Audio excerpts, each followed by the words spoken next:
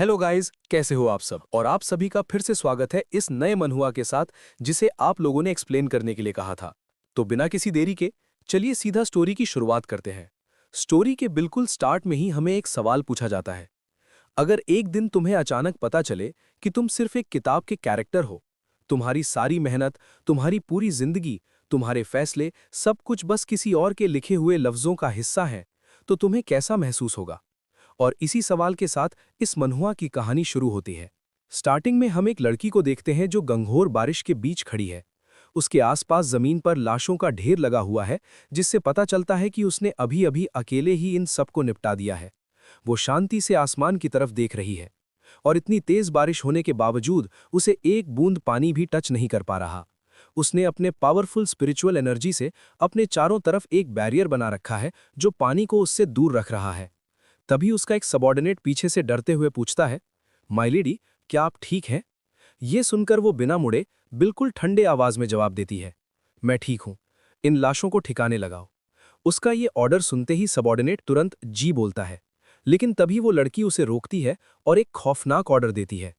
अगली बार अगर तुम किसी को मेरे या मेरे सेक्ट के डिसाइपल्स के बारे में बात करते हुए सुनो तो बिना कोई रहम दिखाए उन्हें वहीं के वहीं खत्म कर देना।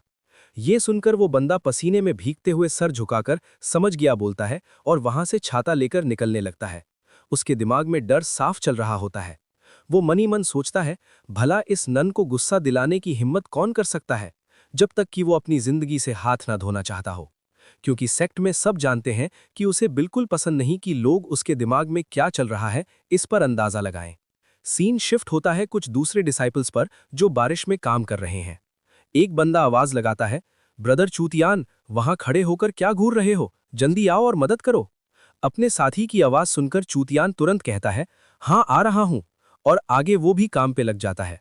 लेकिन दूर खड़ी वो लड़की चूतियान को नोटिस कर लेती है, और सेक्ट में आने के बाद वो एक जगह अकेली बैठ जाती है और उसके दिमाग में एक पोएम गूंजने लगती है। पानी बहता है और पतझड़ अनंत है। असल में चाइनीज में क्यू वूजी का मतलब होता है एंडलेस ऑटम, और चूतियान का मतलब होता है फ्लोइंग वाटर। वो धीरे से उसका नाम बुदबुदाती है, चूतियान, ब्रदर चूतियान। उसको महसूस होता है कि सेक्ट के इस डिसाइपल का नाम उस पोयम की लाइन से कितना मिलता जुलता है, जैसे ये सिर्फ उन दोनों के लिए ही बना हो। वो सोचती है कि शायद ये कोई डिवाइन विल है, कोई किस्मत का इशारा। लेकिन तभी कुछ अजीब होता है। अचानक क्यू वूजी के सामने हवा में कुछ शब्द लिखे हुए आने लगते हैं। ये बिल्कुल किसी नॉवल की नरेशन जैसा था। वहां लिखा था, क्यू वूजी श्योर वही थी कि ये मौसम की वजह से था, लेकिन अचानक आसमान में ब्रदर चूतियान का चेहरा चमक उठा। ये पढ़कर क्यू वूजी पूरी तरह शॉक हो जाती है, उसकी आंखें फटी की फटी रह जाती हैं। वो हैरानी से सोचती है, ये क्या है? लेकिन वो वर्ड्स रुकते नहीं हैं। वो जबरदस्ती एक कहानी बुन रहे थे। और आगे लिखा आता है, न जाने क्यों ब्रदर चूतियान का हंसता हुआ चेहरा अचानक क्यू वूजी के दिमाग में आ गया। वो चमकती हुई मुस्कान इस बेरहम इमॉर्टल पाथ पर दिखना मुश्किल है, जहां सब सिर्फ अपने बारे में सोचते हैं। वो मुस्कान किसी का भी दिल पिघला सकती है। ये सब पढ़ के क्यू बूजी कंफ्यूजन में सोचती है, आखिर ये हो क्या रहा है दुनिया में। लेकिन वो मिस्टीरियस राइटिंग चलती रहती है, उसके इमोशंस को डिफाइन करती हुई। आगे लिखा आता है कि कैसे वो चांद को देखकर अकेली फील कर रही थी और कैसे उसका नाम और चूतियान का नाम एक दूसरे से जुड़ा हुआ है। टेक्स्ट बॉक्स कहता है, अगर चूतियान बहता हुआ पानी है तो क्यू वूजी वो किनारा है जो दिल की गहराइयों से उसे चाहती है। और आगे क्यू वूजी देखती है एक कमरे में जहां एक बंदा कंप्यूटर स्क्रीन के सामने बैठा ये सब टाइप कर रहा है। स्क्रीन पर लिखा है, क्यू वूजी धीरे धीरे मेल प्रोटैगनिस्ट चूतियान की तरफ अट्रैक्ट होने लगी थी और उसके लिए फीलिंग्स डेवलप कर रही थी। अपनी लिखी हुई लाइन पढ़ के ऑथर हंसते हुए कहता है। अब आगे देखते हैं कि कैसे ब्रदर चूतियान की अच्छाई कड़वाहट में बदलेगी और कैसे क्यू वूजी उस कच्ची कली को खाने के लिए ललचाएगी। खेल शुरू करने का वक्त आ गया है। लेकिन वापस बुक की दुनिया में क्यू वूजी को एक भयानक रियलाइजेशन होता है। वो अपने आसपास देखती है और सोचती है, क्या मेरे सारे थॉट्स, मेरी फीलिंग्स पहले से तय थीं? क्या मेरा सब कुछ किसी और ने लिखा है? यहाँ का हर फूल, हर पेड़, क्या ये सब बस किसी के लिखे हुए शब्द हैं? क्या ये दुनिया सिर्फ एक किताब है? ये सच जानकर वो टूटने की बजाय भड़क उठती है। वो चिल्लाकर अपने मन में सोचती है, लेकिन उन्होंने ये क्यों लिखा कि मुझे चूतियान से प्यार हो गया? ये मेरी सच्ची फीलिंग्स कभी नहीं हो सकती। उसकी आंखों में एक ऐसी चमक आती है जो किसी कैरेक्टर की नहीं बल्कि एक रियल इंसान की होती है जो कंट्रोल वापस लेना चाहता है। वो हवा में घूरते हुए सीधा उस अननोन ताकत ऑथर को चैलेंज करती है। तुम्हें मुझसे निपटना होगा, मैं क्यू वूजी, तुम चाहे जो कोई भी हो, तुम्हें मरना होगा। और फिर सीन शिफ्ट होता है रियल वर्ल्ड में, जहां हम एक कॉफी मशीन से गर्मा गर्म कॉफी कप में गिरते हुए देखते हैं। ये एक कैफे का नज़ारा है जहां हमारा प्रोटैगनिस्ट चूगे एक ब्लाइंड डेट पर आया हुआ है। उसके सामने बैठी लड़की गुरोयन उसे थोड़ा अजीब नज़रों से देखते हुए पूछती है, तुम एक राइटर हो? आंटी वू ने बताया था कि तुम लिखते हो। क्या तुम मुझे अपने वर्क्स के नाम बता सकते हो ताकि मैं बाद में उन्हें पढ़ सकूं? उसकी बात सुनकर चूगे का दिमाग कहीं और ही चल रहा होता है। वो मन ही मन सोचता है, मेरी माँ ने मेरे लिए कई ब्लाइंड डेट सेट की हैं और मैं हमेशा बस उन्हें खुश करने के लिए चला आता हूँ, लेकिन मैंने एक्सपेक्ट नहीं किया था कि इस बार लड़की इतनी सुंदर होगी। वो अपने कपड़ों को देखता है जो काफ़ी कैजुअल है और रिग्रेट करता है, अगर मुझे पहले पता होता तो मैं तैयार होकर आता, लेकिन अब मैं पूरी तरह अनप्रिपेयर्ड हूँ। उधर गुरोयन कॉफ़ी की चुस्की लेते हुए उसे ऊपर से नीचे तक स्कैन करती है और मन में सोचती है, क्या राइटर ऐसे दिखते हैं? जब चूगे खोया रहता है तो वो उसे टोकती है, ओह हाँ, मैंने तुमसे कुछ पूछा था। गुरोयन की आवाज़ सुनकर चूगे हड़बड़ाकर वापस होश में आता है, कफ, और खुद को एक इंटेलेक्चुअल दिखाने के लिए एक लंबी चौड़ी स्पीच शुरू करता है। वो बड़े जोश में हाथ उठाकर कहता है, मैंने कई किताबें लिखी हैं, पर मुझे लगता है उनमें से कोई भी मेरे ट्रू लेवल को रिप्रेजेंट नहीं करती। फिलहाल मैं एक ग्रैंड बुक लिखने का सोच रहा हूं जो एक स्पेशल हिस्टोरिकल पीरियड पर बेस्ड होगी। इसमें वास्ट यूनिवर्स, नेचर और लोअर क्लास लोगों की स्ट्रगल स्पिरिट होगी जो चाइना और पूरी दुनिया की इश्यूज पर सोचेगी। वो पूरे ड्रामे के साथ खड़ा हो जाता है और कहता है, इसलिए मैं अपनी इंस्पिरेशन गॉडेस की तलाश कर रहा हूं। उसकी ये हाई लेवल बातें सुनकर गुरोयान उसे बिल्कुल ठंडे दिमाग से काट देती है और सीधा पूछती है, क्या तुम इंसानों वाली भाषा बोल सकते हो? ये सुनते ही चूगे का सारा जोश वहीं फूस हो जाता है। वो शांति से वापस बैठता है और सच बोलता है, एक्चुअली मैं रिसेंटली एक फैंटेसी बुक लिख रहा हूँ। ये सुनकर गुरोयान का एक्सप्रेशन बदल जाता है। वो मन ही मन जज करती है, ये एक ऑनलाइन राइटर है? क्या ऑनलाइन राइटर्स को असली राइटर्स माना भी जाता है? फिर वो सीधा प्रैक्टिकल सवालों पर आती है, मंथली सैलरी क्या है? क्या ये स्टेबल है? तुम्हारे पास इंश्योरेंस है? ये सवाल सुनकर चूगे फिर से फिलोसोफर बनने की कोशिश करता है और कहता है, रूसो ने एक बार कहा था, रोटी के लिए लिखना मेरी जीनियस को घुटन में डाल देगा और मेरे टैलेंट को बर्बाद कर देगा। कोई भी चीज़ जो पावरफुल है, जो महान है, वो प्रॉफिट के लिए नहीं होती।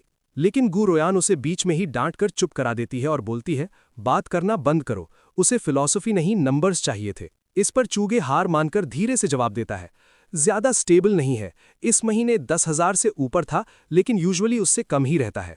गुरोयान हल्के से हंसती है, जैसे उसे यही उम्मीद थी, और चुभने वाली बात बोलती है, मतलब ये वैसा ही है जैसे तुम अनएम्प्लॉयड हो। ये बात चूगे के दिल पर तीर की तरह लगती है और वो कहता है, सुनने में थोड़ा बुरा लगा। उधर गुरोयान फैसला कर चुकी होती है। वो सोचती है, ये बंदा अपने लेट 20s में है और अभी भी एक तरह से बेरोजगार है। लिखना इसके लिए बस टाइम वेस्ट है। हम ये रिश्ता कैसे आगे बढ़ा सकते हैं? माहौल ऑकवर्ड हो जाता है। गुरोयान खड़ी होती है और कहती है, खैर मुझे अभी कुछ काम है। ये सुनकर चूगे समझ जाता है और कहता है, गो अहेड। गुरोयान वहां से निकल जाती है और चूगे अकेला टेबल पर रह जाता है और सोचता है, औरतों के लिए कौन से गेम्स फन होते हैं? अगर माँ पीछे ना पड़ी होती तो मैं ब्लाइंड डेट्स के बारे में सोचता भी नहीं।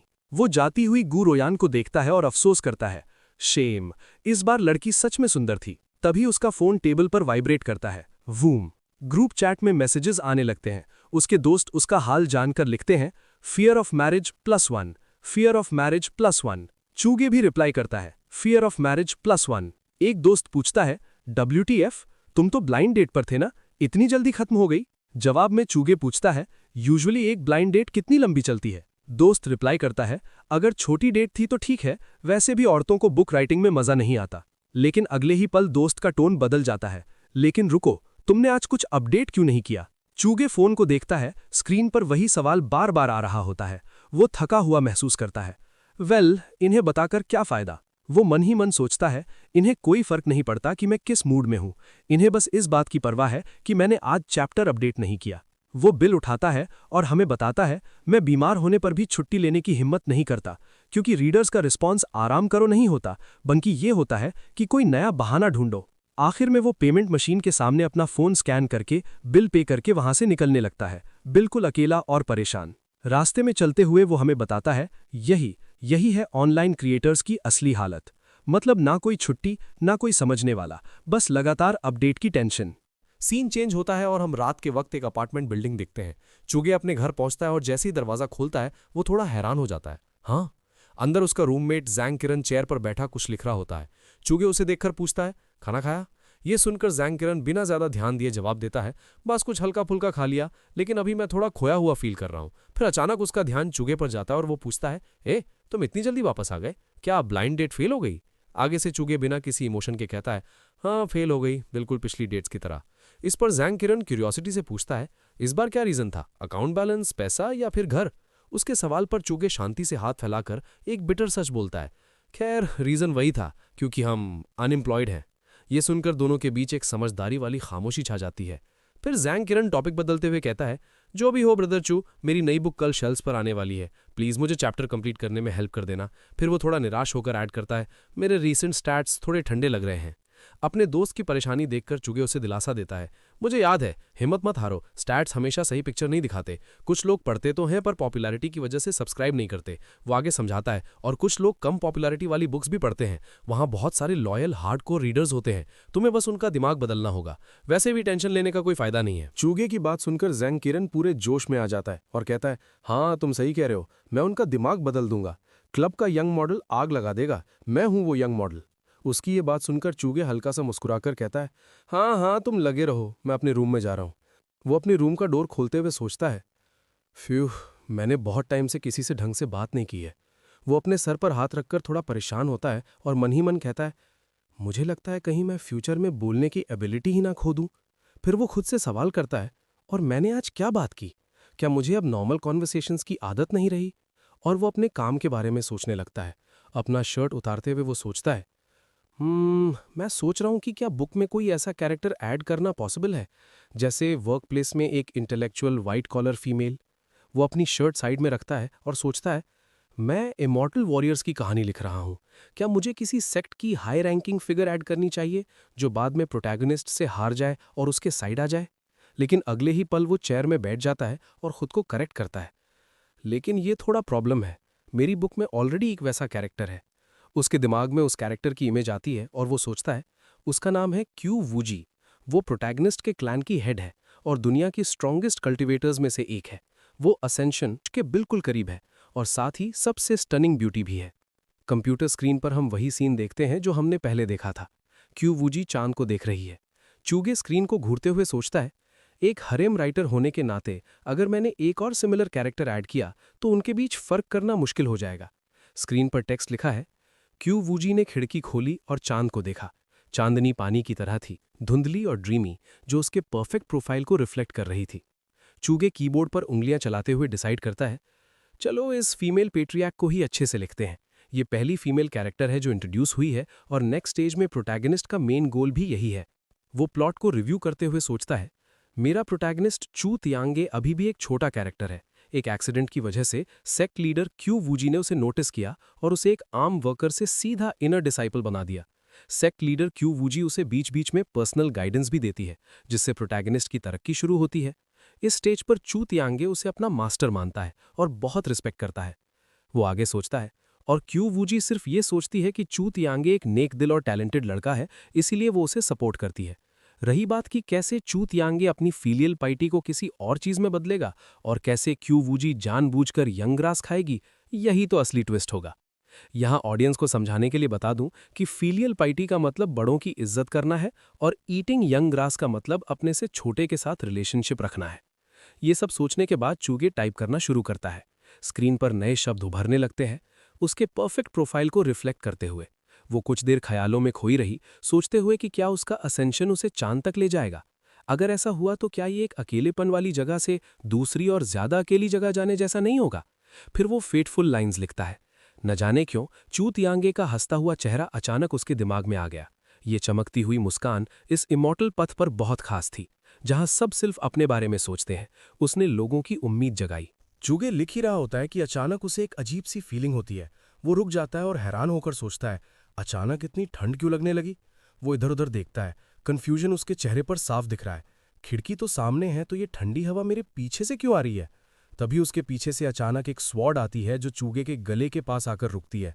चूगे की सांसें अटक जाती हैं और जब चूगे डरते हुए मुड़ता है तो वो शॉक रह जाता है। ये कोई और नहीं बल्कि क्यू वूजी थी जो उस स्टोरी से बाहर आ चुकी थी और चूगे को स्वॉर्ड पॉइंट पर ले रखा था। उसकी आंखों में गुस्सा साफ दिख रहा था। क्यू वूजी गुस्से में बोलती है, अगर तुमने ये लिखने की हिम्मत भी की कि मैं उस डिसाइपल से प्यार करती हूं तो मैं तुम्हें मार डालूंगी, भले ही आसमान नीचे क्यों ना गिर जाए। ये बात सुन के चूगे घबराकर पीछे हटने लगता है और कहता है, नहीं नहीं ऐसा नहीं है, और डर के मारे पूछता है, तुम कौन हो? आगे से वो लड़की अपना नाम बताती है, बिल्कुल उसी एटीट्यूड के साथ, क्यू वूजी। ये सुनकर चूगे की आंखें फटी रह जाती हैं और वो बोलता है, क्यू वूजी, मेरी किताब की हीरोइन? वो अपने गालों को थप्पड़ मारता है और सोचता है, मैं हेल्यूसिनेट तो नहीं कर रहा ना? वो किताब से बाहर आ गई बस इसलिए क्योंकि मैं लिखना चाहता था कि वो मेल लीड को पसंद करती है। वो खुद को समझाने की कोशिश करता है, नहीं मैं पक्का डिल्यूजनल हो रहा हूं क्योंकि मैं पूरी रात जाग कर लिख रहा था। फिर उसका ध्यान दरवाजे पर जाता है। दरवाज़ा तो कस के बंद था और खुलने बंद होने की कोई आवाज़ भी नहीं आई। वो अंदर कैसे आई? उसका दिमाग अलग अलग थ्योरीज बनाने लगता है। क्या ये चोर है? नहीं यार, कौन सा चोर यहाँ आएगा और मुझसे कहेगा कि मेरी किताब की स्टोरी चेंज करो? इसे हैकर बुलाना ज़्यादा लॉजिकल होगा। मैं बहुत सारा कचरा लिखता हूँ तो शायद इसने मेरा कंप्यूटर हैक किया और यहाँ मुझे बेहतर लिखने में मदद करने आई है। लेकिन जब वो उसे ध्यान से देखता है तो वो दंग रह जाता है। लेकिन ये कितनी सुंदर है, किसी भी रियल वर्ल्ड की लड़की से ज़्यादा सुंदर जो मैंने आज तक देखी है। इसका चेहरा, इसका बर्ताव, यहाँ तक कि इसके कपड़े भी, सब कुछ किताब के डिस्क्रिप्शन से मैच करता है। वो सोच में पड़ जाता है, क्या ये सच में किताब से बाहर आई है? लेकिन मैं कोई जादूगर तो हूं नहीं, मैं कैसे किताब की दुनिया को सच्चाई में बदल सकता हूं? और किसी का मेरे लिए कॉस्प्ले करना तो सवाल ही पैदा नहीं होता। हिम्मत करके चूगे बोलता है, अगर तुम्हें कुछ कहना है तो क्या वो तलवार नीचे कर सकती हो? ये सुनकर क्यू बूजी एक हुम्फ साउंड निकालते हुए कहती है, हुम्फ, तुम्हें मारने के लिए मुझे तलवार की जरूरत नहीं है। ये सुनकर चूगे के दिमाग में एक खौफनाक ख्याल आता है, सिर्फ तलवार की जरूरत नहीं, ऐसा नहीं, अगर ये सच में क्यू वूजी है तो इसका एक सिंगल मूव मुझे मार सकता है। या शायद वो बस किसी को मारना नहीं चाहती। तभी क्यू वूजी चूगे के पास आती है, जिससे चूगे कंफ्यूज हो जाता है। क्यू वूजी उसे ऑर्डर देती है, उठो। चूगे अभी कुछ समझ ही पाता कि वो उसे धक्का देती है, मेरे रास्ते से हटो। चूगे लड़खड़ाता हुआ साइड में गिरता है और चिल्लाता है, वो। आगे क्यू वूजी उसकी चेयर पर बैठ जाती है और कंप्यूटर स्क्रीन को घूरने लगती है। चूगे उसे देखते हुए पूछता है, क्या तुम खुद लिखना चाहती हो? उसके दिमाग में एक एक्साइटिंग थॉट आता है, अगर ये सच में क्यू वूजी है तो हीरोइन का अपनी कहानी खुद लिखना सोचकर ही कितना एक्साइटिंग लगता है। वो जोश में कहता है, मैं ये तुम पर छोड़ता हूं, तुम लिख सकती हो। और तभी क्यू वूजी अपना हाथ कीबोर्ड के पास लाती है और अपनी स्पिरिचुअल एनर्जी यूज करती है। अचानक लैपटॉप से स्पार्क्स निकलते हैं और वो शॉर्ट होने लगता है। ये देखकर चूगे चिल्लाता है, मेरा कंप्यूटर, आ। वो दौड़कर आगे आता है, रुको, मुझे मत बोलना कि तुम स्पिरिचुअल एनर्जी इन्फ्यूज कर रही हो इस मैजिकल वेपन का कॉम्पोजिशन एनालाइज करने के लिए। ये सुनकर क्यू वूजी चुप रहती है और कुछ नहीं बोलती।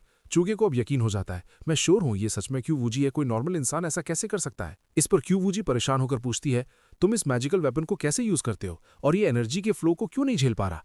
इसके अंदर की इलेक्ट्रिकल एनर्जी का तुम्हारे टेक्स्ट से कोई लेना देना नहीं लगता। तुमने इस क्रिस्टल स्क्रीन पर टेक्स्ट कैसे इनपुट किया? चूगे अपना सर पकड़ लेता है, अब मैं इसे कैसे समझाऊं, मैं बस टाइप कर रहा था। वो हार मान लेता और कहता है, जाने दो, तुम क्या लिखना चाहती हो? वो वापस कीबोर्ड संभालता और कहता है, तुम बोलो, मैं लिखता हूं। चूंकि मनी मन सोचता है, अगर हीरोइन अपना फ्यूचर अपनी मर्जी से बुनती है तो क्या होगा? क्यू वूजी उसे ऑब्जर्व करती है और कहती है, मैंने देखा था कि तुम पहले कंफ्यूज्ड और डरे हुए थे, लेकिन तुम काफी जल्दी शांत हो गए। ये सुनकर चूगे थोड़ा डिफेंसिव होते हुए मन में सोचता है, भाई अगर किसी के गले पर तलवार लटक रही हो तो वो पैनिक तो करेगा ही ना, मैं कोई मॉन्क थोड़े ही हूं। फिर वो अपने आप को संभालते हुए कहता है, लेकिन पैनिक करने का कोई फायदा नहीं है, मुझसे ज्यादा ये जानने की जल्दी है कि आखिर चल क्या रहा है। वो कंप्यूटर की तरफ इशारा करके पूछता है, बताओ तुम मुझसे क्या लिखवाना चाहती हो? क्यू वूजी बिना किसी हिचकिचाहट के पूरे एटीट्यूड में ऑर्डर देती है, लिखो कि मैंने एनलाइटनमेंट हासिल कर ली है और मैं सेलेस्टियल बीइंग्स की लिमिट तोड़कर असेंड कर चुकी हूं। चूगे सर हिलाकर रिजेक्ट कर देता है, मुझे लगता है ये इनवैलिड है क्योंकि ये इस दुनिया के फंडामेंटल रूल्स के खिलाफ है। वो समझाता है, एग्जाम्पल के लिए अगर मैं लिख दूं कि काम इंसान अचानक असेंड कर गया तो वो काम नहीं करेगा। ये सुनकर क्यू वूजी गुस्से में तलवार दिखाकर चिल्लाती है, तुम्हारे सेटअप में मैं असेंड नहीं कर सकती। चूंकि डर के मारे पसीने पसीने हो जाता है और जल्दी से बोलता है, अभी इस वक्त अचानक असेंड करना पॉसिबल नहीं है। वो उसे लॉजिक समझाता है, तुम इस कहानी की प्रोटैगनिस्ट हो, अगर प्रोटैगनिस्ट ही चला गया तो कहानी बिखर नहीं जाएगी। लेकिन क्यू वूजी को लॉजिक नहीं चाहिए, वो गुस्से में घुरते हुए बोलती है, जो मैं कह रही हूं वो लिखो। चूगे हार मान लेता है, ओके ठीक है, तुम बोलो, मैं लिखता हूं। वो टाइप करना शुरू करता है और स्क्रीन पर वर्ड्स आने लगते हैं। क्यू वूजी ने अपनी चिंताएं छोड़ दी और अचानक उसे महसूस हुआ कि हेवन के दरवाजे उसके लिए खुल गए हैं। असेंड करने की एक तेज इच्छा उसमें जगने लगी। आसमान में ट्रिब्यूलेशन के बादलों का ढेर लग गया, एक विशाल हेवनली ट्रिब्यूलेशन आ गई। और इधर क्यू वूजी भी अपनी आंखें बंद करके खड़ी हो जाती है, इंतजार करती हुई कि कुछ मैजिक होगा। लेकिन कुछ सेकंड्स बाद वो आंखें खोलती और कहती है, कुछ नहीं हुआ। चूंकि स्मगली कहता है हाँ मैंने कहा था ना कि ये काम नहीं करेगा, इसे दुनिया के फंडामेंटल रूल्स के साथ लॉजिकली मैच होना पड़ेगा। ये सुनकर क्यूवूजी कुछ नहीं बोलती, बस खामोश खड़ी रहती है। उसके चेहरे पर दुख और हैरानी साफ दिखती है। वो धीरे से बोलती है, मैंने एक्सपेक्ट नहीं किया था कि हमारा क्रिएटर फादर बस एक स्कॉलर होगा जिसके पास कोई पावर नहीं है, और ये कि हमारी दुनिया की सच्चाई बस एक किताब है। हमारी सारी खुशी और गम बस एक इंसान के हाथों में है, और हमारा फ्यूचर बस एक तय किया हुआ रास्ता है। यहाँ तक कि मेरे इमोशंस भी एक पेन की वजह से पल पल बदलते रहते हैं। चूगे उसे देखकर मन ही मन सोचता है, जो क्यूवूजी मैंने लिखी थी वो एक स्ट्रॉन्ग विल्ड इंसान थी जो अपनी किस्मत खुद कंट्रोल करना पसंद करती थी। उसके लिए ये जानना कितना अनसेटलिंग होगा कि वो बस एक बुक कैरेक्टर है जिसे कंट्रोल किया जा रहा था। क्यूवूजी उसकी नज़रों को पहचान लेती है और शार्प टोन में पूछती है, तुम मुझ पर तरस खा रहे हो? चूगे सफाई देता है, तुम कहती हो कि सब मेरे हाथ में है, पर ऐसा नहीं है। मैं बस ये नहीं लिख सकता कि तुम असेंड कर गई, इसका कोई लॉजिक बनना चाहिए। वो एक राइटर की तरह समझाता है, एक कैरेक्टर के लिए उसका हर एक्शन उसकी पर्सनैलिटी के हिसाब से होना चाहिए। तुम बस उन ऑप्शंस में से एक चूज कर सकती हो जो पॉसिबल है, और तुम्हें वही करना चाहिए। ऐसा कुछ नहीं जो कैरेक्टर डिजाइन के खिलाफ हो। वो गहरी बात बोलता है। कुछ लोग कहते हैं कि एक बार कैरेक्टर लिख दिया जाए तो ऑथर का उस पर कंट्रोल नहीं रहता, और तुम्हारा यहां होना इस बात का सबसे बड़ा सबूत है। तभी क्यूवूजी अचानक चूगे से एक तीखा सवाल पूछती है, तुम्हारा मतलब है मैंने खुद चूज किया था उस आदमी को पसंद करना? ये सुनते ही चूगे का दिमाग सुन पड़ जाता है। वो डर जाता है और मनी मन सोचता है, खत्म, मैंने अपने ही पैर पर कुल्हाड़ी मार ली। वो तुरंत बात संभालता है और कहता है, बिल्कुल नहीं, क्यूवूजी दुनिया की सबसे पावरफुल इंसान है, ये उसका अपना चॉइस कैसे हो सकता है? इतनी ऊंची सोच और समझ रखने वाली इंसान एक नए डिसाइपल पर कैसे फिदा हो सकती है? लेकिन अंदर ही अंदर चूगे कुछ और ही सोच रहा होता है। वो सोचता है, लेकिन ये एक हरीम बुक है, और ऐसी औरतों को पाना जो नामुमकिन लगती हैं, यही तो हरीम बुक्स का सबसे बेस्ट पार्ट होता है, वरना कोई इसे पढ़ेगा ही नहीं। उधर क्यूवूजी उसकी बात काटते हुए कहती है, ये मेरा चॉइस नहीं हो सकता। वो चूगे को पॉइंट आउट करती है और बोलती है, ऑथर होने के नाते तुम्हारा स्टोरी की कंसिस्टेंसी पर कुछ तो इन्फ्लुएंस होगा। अगर तुमसे गलती हुई है तो बाद में करेक्ट की जा सकती है। इस पर चूगे मानते हुए कहता है, इंडीड, मैं थोड़ा बहुत घुमा फिरा सकता हूँ। वो क्यूवूजी को देखते हुए रिग्रेट करता है और सोचता है, मुझे अब अफसोस हो रहा है कि मैंने इसे इतना चालाक क्यों लिखा। आखिर में क्यूवूजी वार्निंग देती है, चाहे जो भी तरीका यूज करो, पर आगे ये मत लिखना कि मेरा चूतियान के साथ कोई रिश्ता है। जाते जाते वो पलट कर एक आखिरी धमकी देती है, अगर तुमने बकवास लिखना जारी रखा तो मैं किसी भी वक्त बाहर आ जाऊंगी, और उसके बाद तुम आगे कुछ लिख नहीं पाओगे। ये सुनकर चूगी अकेला रह जाता है और सोचता है, वो झूठ नहीं बोल रही। वो याद करता है, क्यूवूजी वो जेंटल और काइंड टाइप की लड़की नहीं है जैसा मैंने शुरू में सेट किया था। कल्टीवेटर्स को आसमान से लड़ना पड़ता है और एक दूसरे से कम्पीट करना पड़ता है। मारने के मामले में वो सब मर्सीलेस होते हैं, भले ही वो डेमोनिक सेक्ट के ना हो, उन सब ने ढेरों लोगों को मारा होता है। उसके माथे पर पसीना आ जाता है जब वो रियलाइज करता है, जो कैरेक्टर मैंने उसके लिए लिखा है उसके हिसाब से उसका सबसे लाइकली स्टेप यही होगा कि वो मुझे मार दे, अपने क्रिएटर गॉड को। वो थोड़ा हैरान होता है और सोचता है, उसने मुझे तुरंत नहीं मारा, शायद इसलिए क्योंकि उसे डर है कि अगर क्रिएटर गॉड मर गया तो उसकी दुनिया भी कोलैप्स हो जाएगी। ये सोचकर वो गहरी सांस लेता है और रिलैक्स होने की कोशिश करता है। चलो ये अच्छा है, मैंने वैसे भी अभी तक आगे की स्टोरी लाइन के बारे में सोचा नहीं था। लेकिन फिर फ्रस्ट्रेशन बाहर आती है। वो सर पकड़कर सोचता है, अब तो हीरोइन भी किताब से बाहर आ गई है और मुझे जबरदस्ती कहानी बदलने पर मजबूर कर रही है। आखिर मैंने किसको नाराज कर दिया यार। वो वापस कीबोर्ड पर हाथ रखता है और खुद को मोटिवेट करता है, मुझे बस प्रोटैगनिस्ट को फॉलो नहीं करना है, लिखने से कौन डरता है बे। स्क्रीन पर फोकस करते हुए वो एक मेटाफर सोचता है, एक मरता हुआ पंछी आसमान की तरफ देख रहा है और पूरे जोश के साथ एंटर की दबाता है। पट जैसे ही वो एंटर दबाता है, सीन सीधा शिफ्ट होता है बुक की दुनिया में। हम एक सुनसान पहाड़ी इलाके को देखते हैं जहां से आसमान से एक नीली रोशनी सीधा नीचे आती है और क्यूवूजी के बॉडी में चली जाती है। तभी क्यूवूजी अपनी आंखें खोलती है। उसके दिमाग में अभी अभी मिली नई जानकारी घूम रही होती है। वो हैरानी से सोचती है, वो आदमी एक कहानी लिख रहा है और मैं बस एक कैरेक्टर हूं उसकी बनाई हुई कहानी में। ये पूरी दुनिया बस एक किताब है, तो क्या जो कुछ भी मैंने आज तक जिया है वो सच है या नहीं? उसकी नज़र चूगे पर जाती है, वहां से वो देख पा रही थी उसे। वो आगे सोचती है, या फिर इसे ही लोग गॉड्स विल कहते हैं। लेकिन अगले पल उसके चेहरे से परेशानी गायब हो जाती है और वहां एक कॉन्फिडेंट कामनेस आ जाती है। वो खुद से कहती है, लेकिन ये ठीक है, डर हमेशा अनजान चीज का होता है, लेकिन अब जब सच्चाई सामने आ गई है तो कोई ना कोई रास्ता जरूर निकल आएगा। वो मन ही मन उस राइटर को जज करती है, क्या मुझे बस उस क्रिएटर गॉड पर डिपेंड रहना चाहिए जो इतना कमजोर है कि एक मुर्गी तक नहीं मार सकता? उसकी आंखों में एक एम्बिशन चमकती है। अब जब मैं एक बार बैरियर तोड़ने में कामयाब हो गई हूं तो इस वक्त सबसे जरूरी काम यह है कि मैं कोई ऐसा तरीका ढूंढूं जिससे मैं किसी भी वक्त बैरियर क्रॉस कर सकूं और उस फॉरेन लैंड में रुक सकूं। वो प्लान बनाती है, उस वक्त अगर मैं पीछे हटी तो मैं अपनी दुनिया में वापस आ जाऊंगी, और अगर मैं आगे बढ़ी तो मैं उस बाहरी दुनिया में ट्रैवल कर सकती हूं और हेवेंस को एक्सप्लोर कर सकती हूं। वो मुस्कुराती है और सोचती है, ये यूनिवर्स अनंत है, आसमान ऊंचा है और समुंदर विशाल है, तो क्यों नहीं? फिर उसका ध्यान उस रोमांस प्लॉट पर जाता है जो चूगे लिखने वाला था। वो गुस्से और एरोगेंस के साथ सोचती है, एक डिसाइपल के प्यार में पड़ना? क्या मजाक है, ये मेरा फ्यूचर कैसे हो सकता है? वो हवा में देखते हुए एक बड़ा ऐलान करती है, अगर मुझे सच में कोई मर्द चाहिए तो उसे इस दुनिया का क्रिएटर होना पड़ेगा। अपने मुंह से ये बात सुनते ही वो शर्मा जाती है और चौंक कर कहती है, हाँ? और आगे चिल्लाती है, इसकी हिम्मत कैसे हुई? और ये सब चूगे ने ही लिखा था जो हम कंप्यूटर स्क्रीन पर देख पाते हैं। उसमें लिखा था क्यू वूजी के थॉट्स को दिखाते हुए। क्यू वूजी कुछ देर बेड के सामने खड़ी रही और अपने ख्यालों से बाहर आई।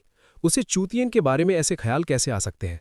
ये सच में आज की दुनिया में कोई भी मर्द उसके लायक कैसे हो सकता है? एक मामूली डिसाइपल की तो बात ही छोड़िए, भले ही वो अकेली हो, अगर उसे सच में कोई मर्द चाहिए तो वो इस दुनिया का क्रिएटर ही होना चाहिए। ये लिखने के बाद चूगे सोने के लिए चला जाता है। तभी उसके दिमाग में एक विजन चलता है। विजन में क्यू वूजी बेहद खूबसूरत लग रही है, बाहें फैलाए हुए वो मुस्कुराकर कह रही है, क्रिएटर गॉड, मैं तुम्हारे पास आ रही हूँ। चूगे अभी इस ड्रीम में खो ही रहा होता है कि अचानक सीन बदल जाता है। वही हंसती हुई क्यू वूजी अचानक एक तेज धार तलवार निकाल लेती है और उसका एक्सप्रेशन बिल्कुल जानलेवा हो जाता है। आह! चूगे झटके से अपनी नींद से जागता है। वो अपने बिस्तर पर पसीने में लथपथ बैठा होता है, सांसें फूली हुई। वो खुद को समझाता है, ये बस एक सपना था। वो खुद को शांत करने की कोशिश करता है। It's okay, it's okay. वो किसी भी वक्त वर्ल्ड्स क्रॉस नहीं कर सकती, वरना वो मर जाएगी। मैं सेफ हूँ। और उसके बाद चूगे कंप्यूटर के पास आ जाता है और कहता है, मैं एक दिन की छुट्टी पर हूँ, चलो बुक रिव्यूज़ देख लेते हैं। इमोशनल लाइन अचानक चेंज हुई है तो रीडर्स के ओपिनियंस मिक्स्ड होंगे। स्क्रीन पर कमेंट्स आने लगते हैं। एक रीडर लिखता है, बहुत बढ़िया। जब चू वूजी जैसी औरत ने एक लो लेवल डिसाइपल को चाहा तो मुझे लगा कैरेक्टर डिजाइन बर्बाद हो जाएगा, पर कोई टेंशन नहीं, ये फिक्स हो गया। हाँ, हरम को रश नहीं कर सकते, धीरे धीरे करने में ज्यादा मजा है। एक और कमेंट आता है, वही तो मैं कह रहा हूँ, ऑथर एक हरम राइटर है। ये राइटिंग स्टाइल ऐसा है कि लगता है खत्म होने वाला है, पर फिर वो सरप्राइज कर देते हैं। लेकिन एक कमेंट चुगे का ध्यान खींचता है, ये कुछ ज्यादा ही जल्दी लग रहा है। चुगे कंफ्यूज होकर सोचता है, टू फास्ट कैसे? ये तो बस शुरुआत, प्रिल्यूड है। उसने अभी तक प्यार भी नहीं किया, ये तो स्टार्टिंग भी नहीं हुई है ना? फिर आगे वो कीबोर्ड पर उंगलियां चलाता है और अपनी किसी दूसरी आईडी से रिप्लाई करता है। आईडी का नाम होता है चू शाओगे। ये बस एक प्रिल्यूड है, वो अभी प्यार में गिरी ही नहीं है, ये तो शुरुआत भी नहीं हुई है ना? सामने से तुरंत रिप्लाई आता है, तुमने ऑथर की पिछली बुक नहीं पढ़ी है ना? क्या तुम शर्त लगाना चाहते हो? और ये रिप्लाई देखकर चुगे एक शैतानी मुस्कान देता है। बेट? उसके अंदर का राइटर चैलेंज एक्सेप्ट करता है। वो टाइप करता है, लेट्स बेट। बेट लगाने के बाद वो खड़ा हो जाता है और प्लान बनाता है। उसकी आंखों में एक चमक है। वो सोचता है, स्टोरी टेलिंग का सबसे इंपॉर्टेंट हिस्सा होता है सस्पेंस। जब सब लोग एग्री कर रहे हैं कि आगे क्या होने वाला है, तो मुझे ब्लेम मत करना अगर मैं कुछ अनएक्सपेक्टेड कर दूं। वो कॉन्फिडेंट होकर सोचता है, वैसे भी क्योंकि चू वूजी मुझे ओरिजिनल स्क्रिप्ट के हिसाब से लिखने नहीं देगी, तो मैं पूरा आउटलाइन ही रीसेट कर दूंगा और सबकी स्पेकुलेशंस को बाईपास कर दूंगा। और आगे सोचता है, बुरा से बुरा क्या ही होगा, यही ना कि किताब फ्लॉप हो जाएगी। वैसे भी ऐसा तो है नहीं कि मैं पहले कभी फ्लॉप नहीं हुआ। वो एक गहरी सांस लेता है, प्रायोरिटी सेट करते हुए कहता है, सबसे जरूरी चीज है अपनी जान बचाना। फिर उसे अपना रूममेट याद आता है। वो सोचता है, चलो जांग कीरन से उसका ओपिनियन लेते हैं। वो मन ही मन उसकी तारीफ करता है, मैंने सुना है उसकी नई बुक हर घंटे 400 सब्सक्राइबर्स गेन कर रही है और जल्द ही अवेलेबल होने वाली है। वैसे मुझे उसे कॉन्ग्रेचुलेट भी करना चाहिए। चूंकि अपने रूम से बाहर निकलता है और कीरन के दरवाजे की तरफ देखता है। अंदर लाइट जल रही थी। वो सोचता है, जैसा कि एक्सपेक्टेड था, वो अभी तक इस वक्त भी लिख रहा है। वो आगे बढ़ता है और कीरन का दरवाजा नॉक करने ही वाला था कि तभी क्लिक की आवाज आती है और दरवाजा अपने आप खुल जाता है। लेकिन सामने जो नजारा था वो चुगे ने एक्सपेक्ट नहीं किया था। जांग कीरन वहां खड़ा था, लेकिन वो लिख नहीं रहा था। वो तैयार था और उसके हाथ में एक बड़ा सा सूटकेस था। चुगे हैरानी से उसे ऊपर से नीचे तक देखता है और पूछता है, तुम मूव हो रहे हो, घर छोड़कर जा रहे हो? माहौल अचानक बदल जाता है। सीन शिफ्ट होता है एक सड़क किनारे बारबेक्यू स्टॉल पर। रात का वक्त है। दोनों दोस्त वहां बैठे हैं। शोर शराबा पीछे है, लेकिन उनके बीच एक अजीब सी खामोशी है। चूंकि जांग कीरन को शांत करने की कोशिश करता है और कहता है, स्लो डाउन, आराम से बताओ क्या हुआ। जांग कीरन एक बियर का कैन पकड़े हुए बिल्कुल टूटे हुए आवाज में बोलता है, मेरी नई बुक रिपोर्ट हो गई। ये सुनते ही चूगे को झटका लगता है। हैं? क्या? कीरन उदासी से एक्सप्लेन करता है, रिपोर्ट में कहा गया कि मेरा काम पास्ट का यूज करके आज की इविल पॉलिटिक्स पर ताना मार रहा है। वो एक फीकी हंसी हंसता है और बोलता है, एडिटर ने मुझे कहा है कि कुछ टाइम के लिए उसे पॉज कर दो और जब कंटेंट चेंज हो जाए तब वापस रिलीज करना। चूगे उसे होप देने की कोशिश करता है, ये देखो, हिम्मत मत हारो, तुम्हारे रीडर्स की लॉयल्टी बहुत स्ट्रांग है, जल्दी से चेंज कर दूं, अभी भी चांस है। लेकिन कीरन सर झुका लेता है। उसकी आंखों में उम्मीद खत्म हो चुकी है। वो कहता है, मैंने उसे शेल्फ पर डाल दिया है, जब तक वो ब्लॉक्ड है, लेकिन जब वो वापस रिलीज होगी तो उसे पढ़ेगा कौन? वो चूगे की आंखों में देखता और पूछता है, और वैसे भी मैंने ये पहले कभी नहीं किया, तो मैं उसे चेंज कैसे करूं? उसके बाद कीरन अपने दिल का दर्द बयान करता है, वो दर्द जो हर राइटर महसूस करता है। वो कहता है, मुझे सच में किताबें लिखना पसंद है। मुझे हमेशा लगता था कि लोगों को अपने दिल के अंदर की दुनिया दिखाना एक कितनी खूबसूरत चीज़ है। वो अपने संघर्ष को याद करता है।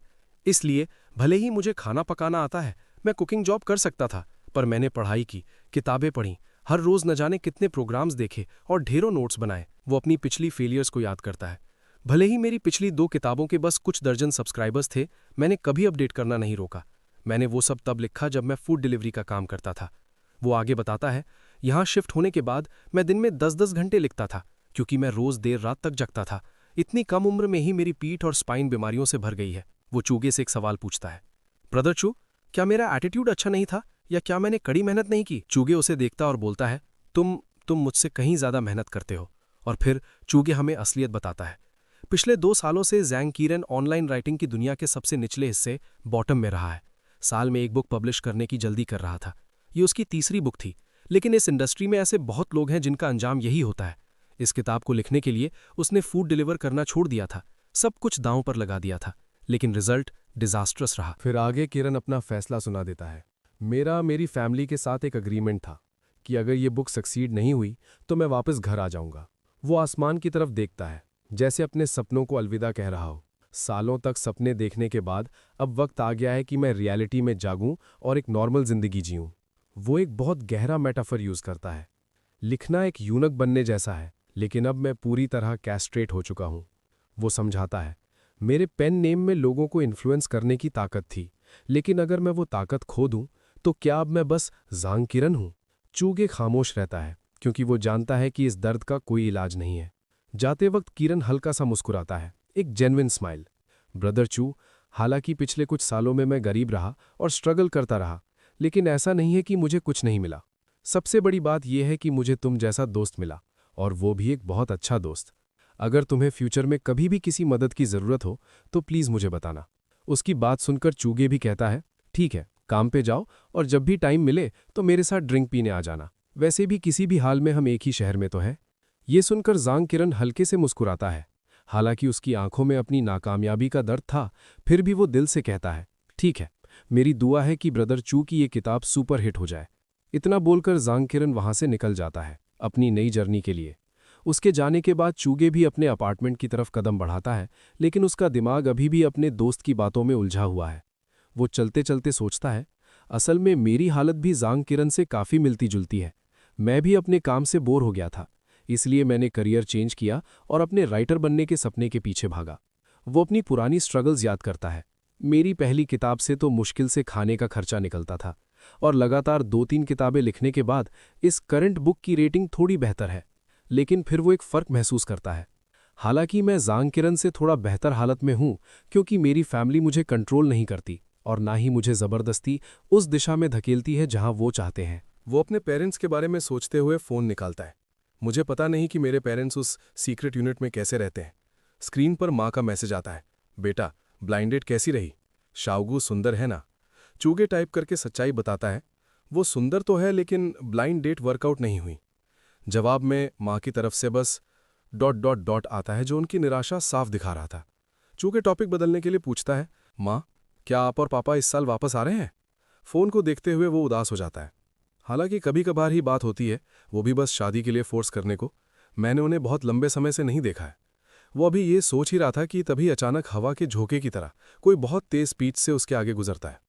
चूगे बुरी तरह चौंक जाता है और देखता है, और उसके आगे एक लड़की थी जिसे देखकर वो सोचता है, ये लड़की यहाँ कब आई? इसके पैरों की आवाज़ क्यों नहीं आई? वो लड़की पलटकर डरते हुए चूगे को देखती है और बिना कुछ बोले वहां से तेजी से भागने लगती है। चूगे हैरानी से उसे जाते हुए देखता है और खुद से पूछता है, क्या मैं कोई गुंडा दिखता हूं जो वो ऐसे भाग गई? फिर उसे याद आता है, ओह, क्या ये वही लड़की नहीं है जो मेरे बगल वाले फ्लैट में रहती है? ज़ैंग किरण ने बताया था कि ये एक गेमिंग स्ट्रीमर है। वो अंदाज़ा लगाता है, लगता है इसकी स्ट्रीमिंग भी कुछ खास नहीं चल रही, इसलिए ये भी शायद पीने गई थी। उसे अपने दोस्त की बात याद आती है। मुझे याद है ज़ैंग किरण शायद इसे काफ़ी पसंद करता था। ये सब सोचते हुए चूगे बिल्डिंग के अंदर आता है और अपने दरवाजे की तरफ बढ़ता है। एक गहरी खामोशी उसे घेर लेती है और वो मन ही मन सोचता है, सच में अब से बात करने के लिए कोई नहीं बचा। वो अभी दरवाज़ा खोलकर अंदर ही घुसा था कि अचानक एक ठंडी चीज़ उसके गले को टच करती है। वही सीन फिर से रिपीट होता है। चू वूजी वापस आ चुकी थी और उसने अपनी तलवार चूगे की गर्दन पर लगा रखी थी। चू वूजी की आंखों में गुस्सा था। वो चूगे को घूरते हुए पूछती है, वो लाइन जो तुमने लिखी, क्या तुम मौत की भीख मांग रहे हो? ये सुनते ही डरने की बजाय चूगे के चेहरे पर सुकून आ जाता है और वो बस इतना कहता है, थैंक्स। चू वूजी पूरी तरह कंफ्यूज हो जाती है। उसके चेहरे पर एक बड़ा सा क्वेश्चन मार्क आ जाता है। चूगे फिर से कहता है, अच्छा हुआ कि तुम अब यहाँ हो। चू वूजी का दिमाग हिल जाता है। वो चूगे को हैरानी से देखती है जैसे वो कोई अजूबा हो। उसके दिमाग में सवाल चल रहा होता है, मैंने इसे बस एक दिन नहीं देखा, क्या इसे कोई दिमागी बीमारी हो गई है? चूगे शांति से उसकी तलवार की तरफ इशारा करता है और कहता है, पहले ये तलवार हटाओ। मुझे याद नहीं कि मैंने कभी लिखा हो कि तुम्हें लोगों के गले पर तलवार रखने में मजा आता है। तुम यूजुअली सीधा मार देती हो बिना इसी हरकतें किए।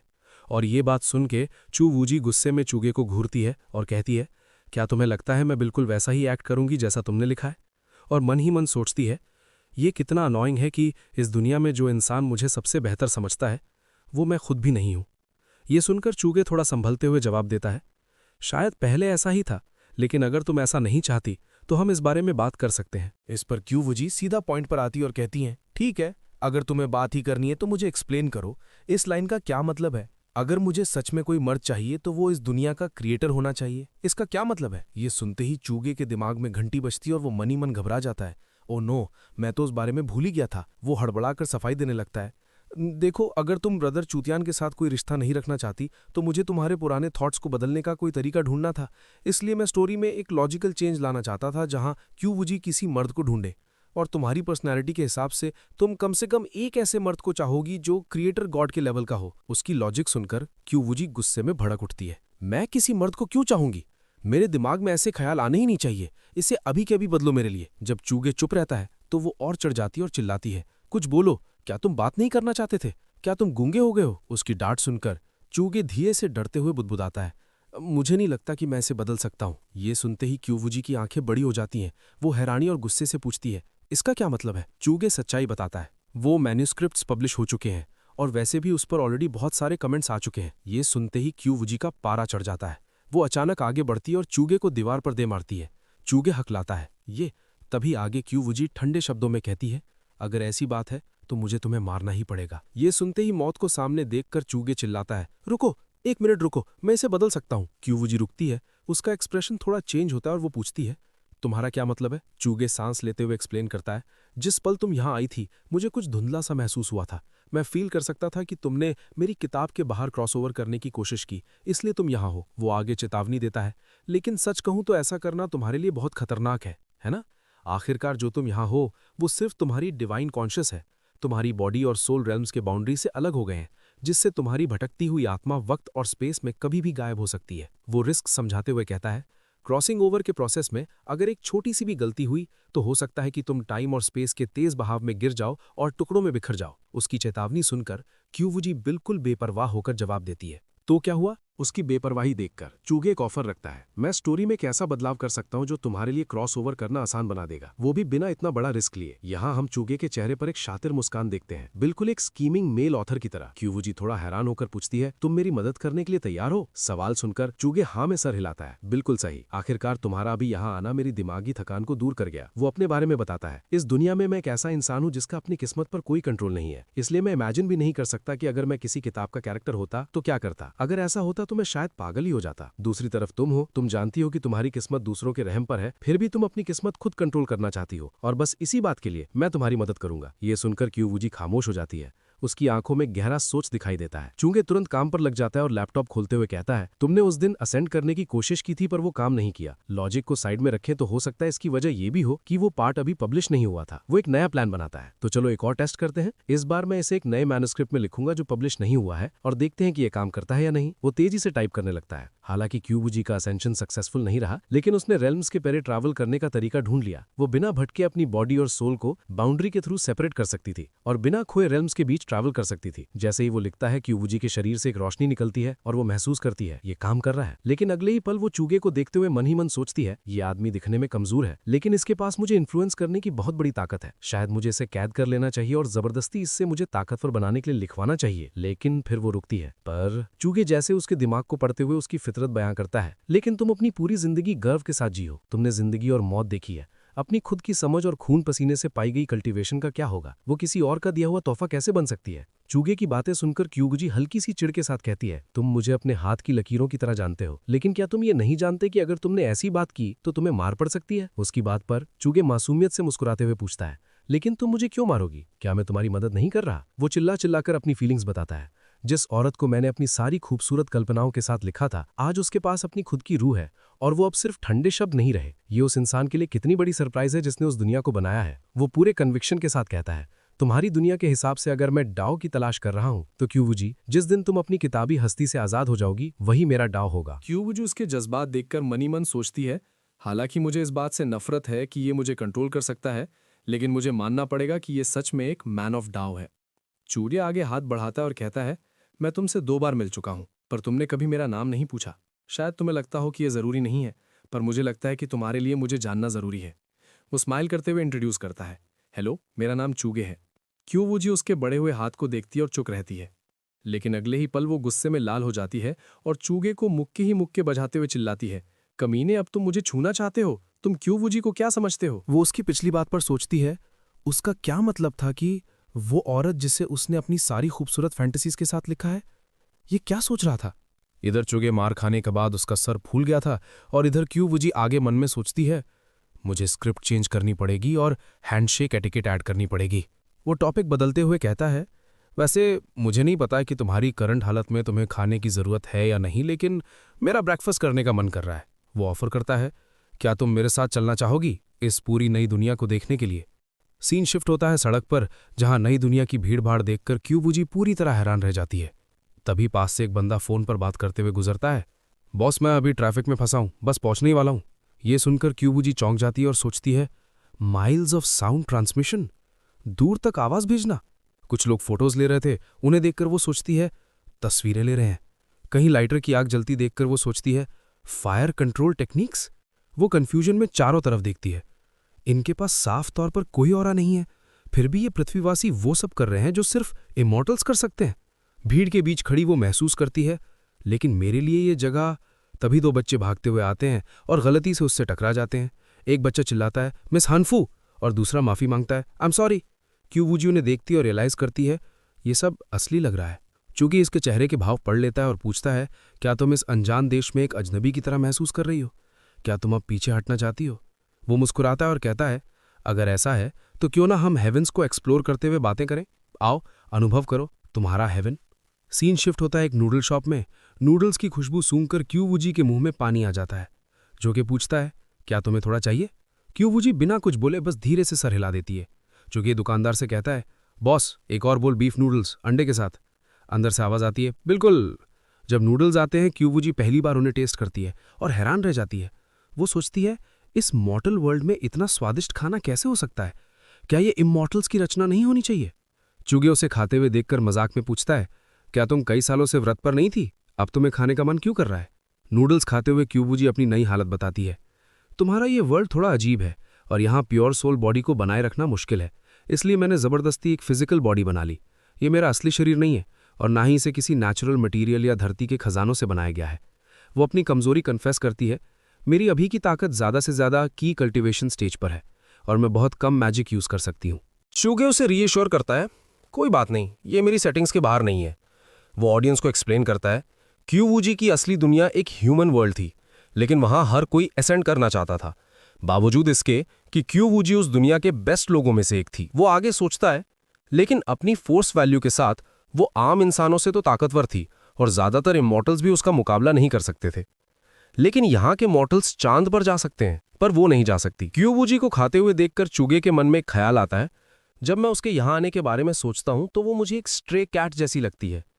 तभी क्यूवूजी के पीछे वाले टेबल पर बैठा एक बंदा उसे घूरते हुए बोलता है, कितनी खूबसूरत औरत है और कपड़े भी कितने सुंदर पहने हैं। ये सुनते ही क्यूवूजी चूगे को घूरती है और ताना मारती है, तुमने तो कहा था कि कोई मेरे कपड़ों पर ध्यान नहीं देगा, अब क्या? चूगे बात संभालते हुए कहता है, अभी गर्मी का मौसम है, तुम्हें क्या लगता है कोई भी इस गर्मी से बचा होगा? क्यूवूजी चुप रहती है।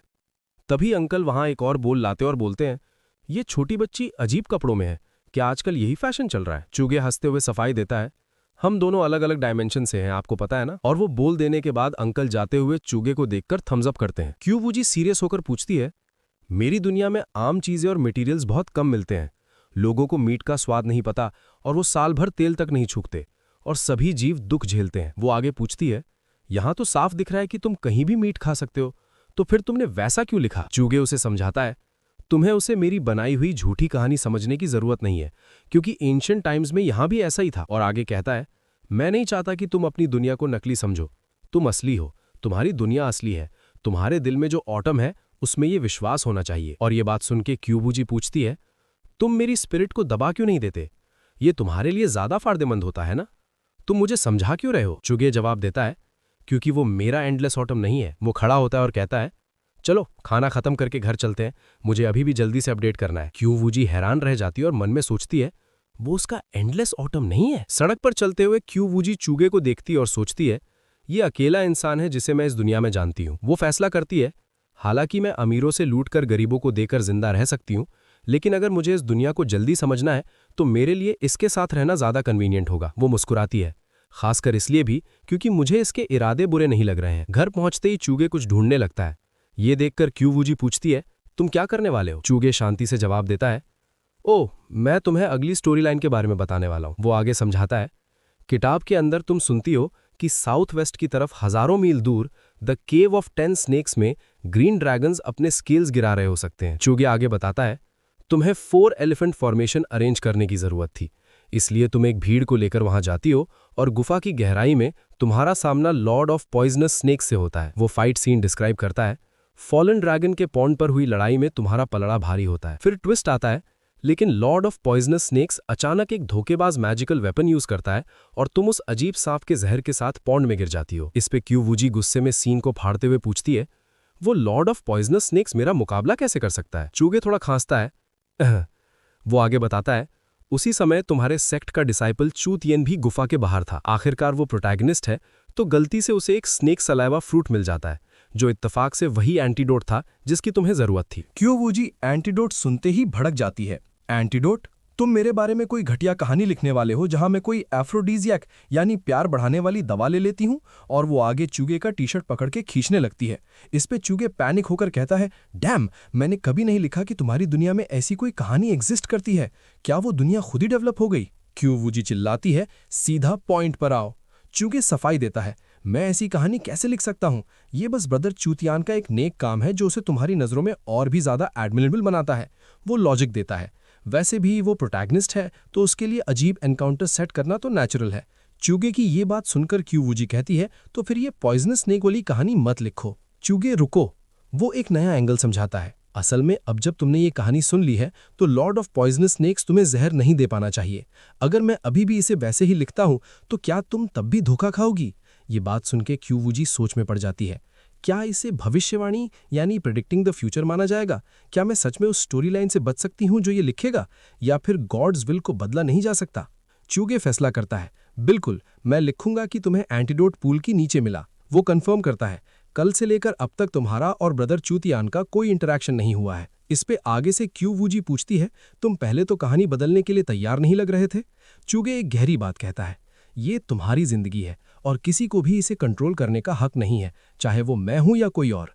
वो मुस्कुराता है, इस बार हमारा टेस्ट ये देखना है कि आखिर गॉड्स विल क्या है। चूगे को टाइप करता देख क्यूवूजी मन ही मन सोचती है, ऐसा लगता है कि ये उतना भी बुरा यानी अनोइंग नहीं है जितना कोई सोचता है। वो रूम को ऑब्जर्व करती है और सोचती है, जब मैं पिछली बार यहाँ आई थी तो मुझे महसूस हुआ था कि ये कमरा भरा हुआ था, कोई और भी रहता था, अब ये खाली क्यों लग रहा है? तभी चूगे अपना काम खत्म करता है और बोलता है, डन। और फिर वो क्यूवूजी को देखता है जो विंडो के बाहर चांद को देख रही थी। वो भी उसके पास आता है और पूछता है, तुम वहां ऐसे क्यों खड़ी हो? तुम खुद के लिए कुछ करने को ढूंढ सकती हो। क्यूवूजी परेशानी से जवाब देती है, मैं खुद क्या कर सकती हूँ? जो कुछ भी मैं देख रही हूँ वो मेरे लिए नया है और किसी को मुझे समझाना पड़ेगा, वरना पिछली बार की तरह अगर कुछ टूट गया तो। वो ताना मारती है, तुम वैसे भी अमीर नहीं हो। ये बात सुन के चूगे के सीने में जैसे तीर घुस जाता है। चूगे थोड़ा शर्मिंदा होकर गला साफ करता है और वो टीवी के पास आ जाता है। वो एक्सप्लेन करता है, इस दुनिया को समझने के लिए तुम्हें इन दो में से एक काम करना होगा। या तो तुम हिस्ट्री बुक्स पढ़ सकती हो ताकि दुनिया जैसी है वैसी समझ में आ जाए, या फिर तुम कुछ ड्रामा देख सकती हो ताकि बाहर की रियलिटी का अंदाजा लग सके। क्यू वूजी कंफ्यूज होकर पूछती है, हिस्ट्री बुक्स पढ़ना तो मैं समझ सकती हूँ, पर ये ड्रामा का क्या मतलब है? चूगे रिमोट उठाता है और कहता है, ये तुम्हें दिखाएगा। जैसे ही वो टीवी ऑन करता है, स्क्रीन पर एक रोमांटिक सीन आ जाता है जहां दो लोग किस कर रहे होते हैं। क्यूवूजी शर्म से लाल हो जाती है और फिर गुस्से में चिल्लाती है, क्या यही रियलिटी है जो तुम मुझे दिखाना चाहते हो? चूगे घबराकर रिमोट दबाने लगता है। नहीं नहीं नहीं, मैंने गलत बटन दबा दिया, मुझे फिर से ट्राई करने दो। चैनल चेंज होता है और स्क्रीन पर गोली चलने का सीन आ जाता है। एक चिल्लाता है, फायर फायर फायर, और आगे गोली चलने लगती है। ये देखकर क्यूवूजी भी तैयार हो जाती है अपनी स्वॉर्ड के साथ, लेकिन आगे हैरानी से कहती है, क्या ये इमॉर्टल्स की लड़ाई है? इनके मैजिक वेपन्स तो बेहद ताकतवर लग रहे हैं। चूगे उसे समझाता है, ये एक्टिंग है और ये इस दुनिया की शुरुआती सालों में हुई लड़ाइयों की एक एक्टिंग है। वो आगे बताता है, आजकल के मैजिक वेपन्स उन पुराने हथियारों से कहीं ज्यादा खतरनाक है। वो उसे वार्निंग देता है, इसलिए बाहर बहुत खतरा है, अपनी करंट बॉडी के साथ इधर उधर मत घूमो। जब तुम्हारी ओरिजिनल बॉडी क्रॉसओवर कर पाएगी तब हम इस बारे में बात करेंगे। क्यूवूजी टीवी से हटकर कहती है, मैं ये सब और नहीं देख रही, मैं हिस्ट्री बुक्स पढ़ने जा रही हूँ। चूगे फोन पर किताबें ऑर्डर करता है। क्यूवूजी स्क्रीन देखकर हैरानी से पूछती है, तो तुम किताबें अपने पास डिलीवर करवा रहे हो? एक मैसेज जो हजारों मील दूर डिलीवर हो गया, क्या किताबें फ्लाइंग स्वॉर्ड्स पर आएंगी? चूगे स्माइल करके कहता है, ये दुनिया, इसके पास कुछ खास काबिलियत है। क्यूवूजी क्यूरियोसिटी से पूछती है, यूजुअली डिलीवर होने में कितना वक्त लगता है? और ये पूछते पूछते वो चूगे के पास आ जाती है। दोनों का नज़ारा एक दूसरे पे पड़ता है और दोनों शर्मा जाते हैं। अगले ही पल दोनों थोड़ा दूर हट जाते हैं।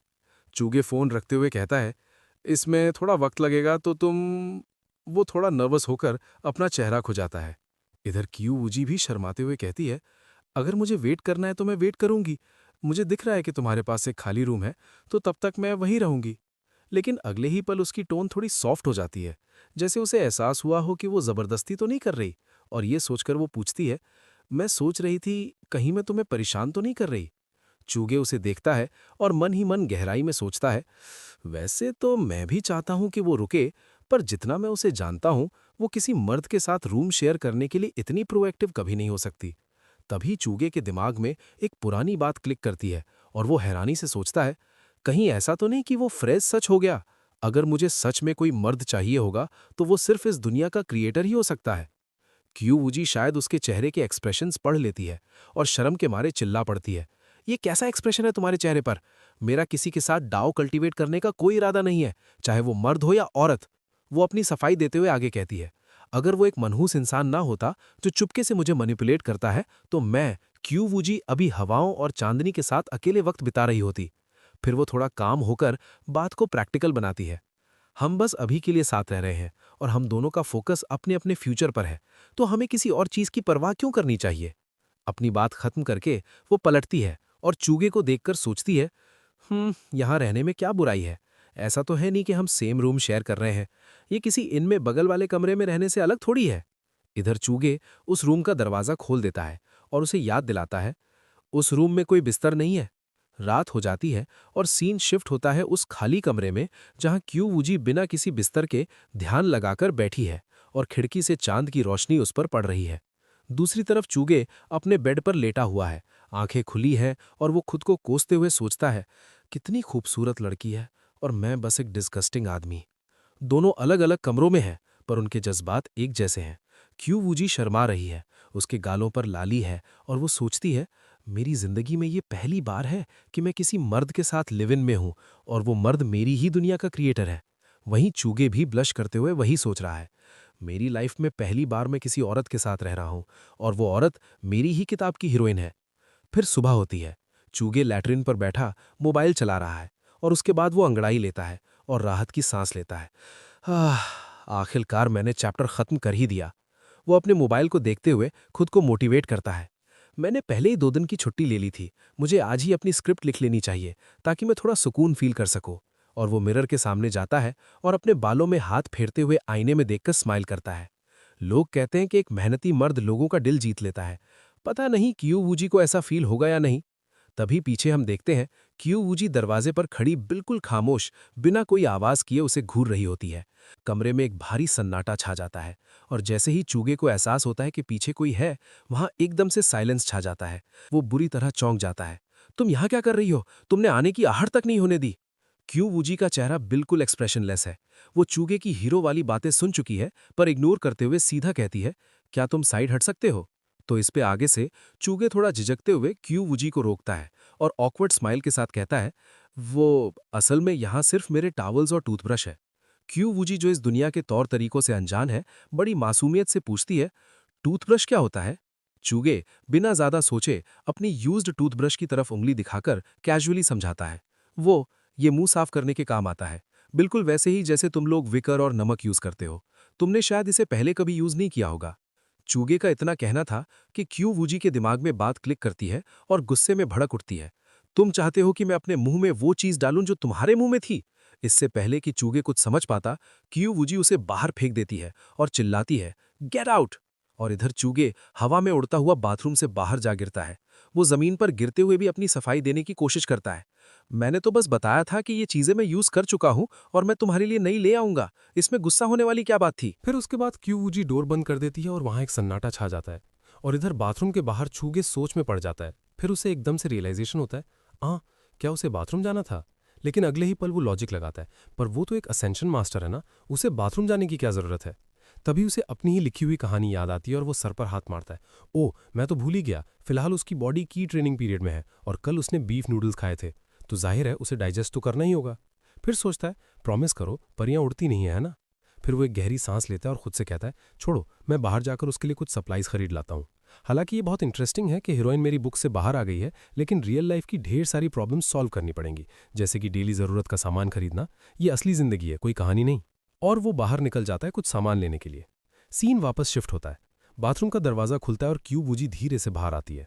घर पूरा खाली है। वो इधर उधर देखती है। उसकी आंखों में थोड़ा डर और अकेलापन है। वो सोफे पर बैठ जाती है और धीरे से बड़बड़ाती है, वो यहाँ नहीं है। वो परेशान होकर सोचती है, तुम कहाँ चले गए? क्या तुम गुस्सा हो? तभी दरवाज़ा खुलता है और चूगे वापस आ जाता है। क्यूवूजी को वहां बैठा देखकर हैरान रह जाता है। क्यूवूजी के चेहरे पर वो पावर और एटीट्यूड गायब है, वो बस एक साधारण लड़की लग रही है। चूगे उसे देखते हुए मन ही मन सोचता है, इस वक्त इसका अपीयरेंस बिल्कुल भी दुनिया की सबसे बड़ी ग्रेट पेट्रियार्क जैसा नहीं लग रहा। क्यूवूजी की आंखें थोड़ी नम है, वो कुछ कहने की कोशिश करती है, थोड़ा गिल्ट फील कर रही है, अभी जो हुआ मैं। लेकिन चूगे उसे बोलने का मौका नहीं देता। वो हाथ में पकड़े हुए बैग्स उसके तरफ करता है और कहता है, ये लो, मैं नाश्ता लाया हूं और कुछ नए पर्सनल टॉयलेटरीज भी। जो क्यूवूजी मैंने लिखी है वो हमेशा से एक समझदार इंसान रही है, जो बेवजह दूसरों को बुली नहीं करती। वो अपने हाथ में पकड़े हुए बन को देखता है और माहौल को थोड़ा सीरियस करते हुए कहता है, मुझे लगता है कुछ बातें हैं जिन पर हमें डिस्कस कर लेना चाहिए। वो आगे कहता है, तुमने कहा था कि तुम अपनी किस्मत मेरे हाथों में नहीं चाहती। मैं इस बात को समझता हूं और रिस्पेक्ट करता हूं, और मैं तुम्हारे साथ कोऑपरेट करने के लिए भी तैयार हूं। मुझे लगता है ये मेरी रिस्पॉन्सिबिलिटी है कि मैं इस दुनिया को समझने में तुम्हारी मदद करूं, लेकिन इसका मतलब ये नहीं कि तुम मुझे फॉर ग्रांटेड लेने लगो। और आगे कहता है, अब जब तुम यहाँ रह रही हो तो धीरे धीरे इस दुनिया को एक्सप्लोर करना शुरू करोगी। मैं ये नहीं कह रहा कि तुम मुझे अपने क्रिएटर के तौर पर रिस्पेक्ट दो, पर मैं उम्मीद करता हूँ कि हम एक दूसरे को म्यूचुअल रिस्पेक्ट के साथ ट्रीट करें। क्यूवूजी उसकी बातें सुनकर थोड़ा सोच में पड़ जाती है। उसके दिमाग में एक जंग चल रही है। वो मन ही मन एक्सेप्ट करती है, मुझे ये लॉजिक समझ तो आ रहा है, पर मैं खुद को रोक नहीं पाती जब मैं ये सोचती हूँ कि ये वो आदमी है जो मेरे थॉट्स और एक्शंस को मैनिपुलेट कर सकता है। अपनी गलती मानते हुए धीमी आवाज में कहती है, आई एम सॉरी, मैं आगे से इस बात का ध्यान रखूंगी। चूगी उसे समझाते हुए आगे कहता है, असल में तुम्हें इस दुनिया की आदत डालनी होगी। आखिरकार ये तुम्हारी दुनिया नहीं है, तो तुम्हें यहाँ टॉलरेट करना और अडैप्ट करना ही सीखना होगा। क्यूवूजी तुरंत सवाल करती है, जैसे कि फॉर एग्जाम्पल? चूंकि उसके कपड़ों की तरफ इशारा करते हुए कहता है, एग्जाम्पल के लिए सबसे पहले तुम्हें इस दुनिया के पहनावे की रिस्पेक्ट करनी होगी। तुम्हारी ये कपड़े, हालांकि इन्हें बाहर पहनने में कोई बुराई नहीं है, लेकिन लंबे समय तक हर जगह इन्हें पहनकर घूमना अप्रोप्रिएट नहीं लगेगा। तो अगर तुम यहाँ लंबे समय तक रहना चाहती हो तो तुम्हें मॉडर्न अटायर के बारे में सोचना पड़ेगा। चूंकि उसे अपना फोन देता है जिसमें ऑनलाइन शॉपिंग की ऐप्स खुली हैं। स्क्रीन पर अलग अलग मॉडर्न ड्रेसेस और प्राइसेस देखकर क्यूवूजी का दिमाग हिल जाता है। हर एक इमेज के साथ उसके दिमाग में वर्ल्ड व्यू +1 का नोटिफिकेशन बजता है। उसकी आंखें हैरानी से फटी की फटी रह जाती हैं। वो शॉक्ड होकर सोचती है, इस तरह के कपड़े, ऐसे कपड़े तो एक विच भी नहीं पहनती। लेकिन फिर वो खुद को शांत करती है। फ़ोन को घूरते हुए खुद को समझाती है, खैर ये मेरी दुनिया नहीं है, शायद यहाँ पे ये सब नॉर्मल होगा।